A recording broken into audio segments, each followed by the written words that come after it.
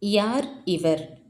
இவர்தான் உலக பெருந்தமிழர் தமிழ்த்திரு இரா. இளங்குமரனார். இவர் ஒரு தமிழாசிரியர், நூலாக்கப் பணிகளை விரும்பிச் செய்தவர். சொல்லாராய்ச்சியில் பாவனாரும் வியந்த பெருமகனார். திருச்சிராப்பள்ளிக்கு அருகில் அமைந்துள்ள அல்லூரில் திருவள்ளுவர் தவச்சாலை ஒன்றை அமைத்தவர். பாவாணர் நூலகம் ஒன்றை உருவாக்கியவர். தமிழகம் முழுவதும் திருக்குறள் சொற்பொழிவுகளை வழங்கியவர்.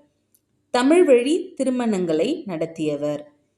விழிகளை இழக்க நேரிட்டால் கூட தாய் தமிழினை இழந்துவிடக்கூடாது என்று எண்ணியவர். அதற்காக தமிழ்த்தென்றல் திருவிக போல இமைகளை மூடியபடி எழுதும் ஆற்றலை கற்றுக்கொண்டவர். இறுதி வரை இவ்வாறே எழுதி தமிழுக்கு தனி பெரும் புகழை நல்கியவர். பற்பல நூல்களை எழுதியிருப்பினும் இலக்கண வரலாறு, தமிழிசை இயக்கம், தனித்தமிழ் இயக்கம், பாவாணர் வரலாறு, குண்டலகேசி உரை, யாப்பருங்கலம் உரை, புறத்திரட்டு உரை, திருக்குறள் தமிழ் மரபுரை, காக்கை பாடினிய உரை, தேவநேயம் முதலியன இவர் தம் தமிழ் பணியை தரமுயர்த்திய நல்முத்துக்கள். ஆம், இவர்தான் உலக பெருந்தமிழர் தமிழ்த்திரு இரா. இளங்குமரனார்.